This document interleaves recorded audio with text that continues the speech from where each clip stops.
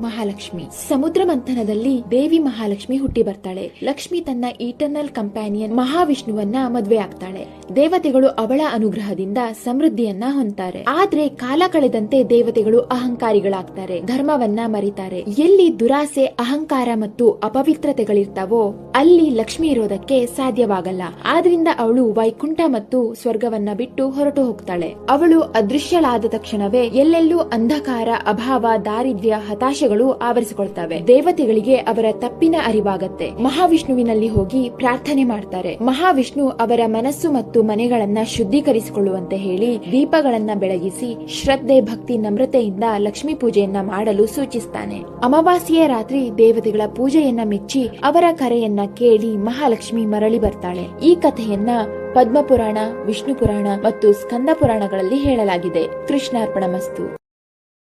Download ShareChat.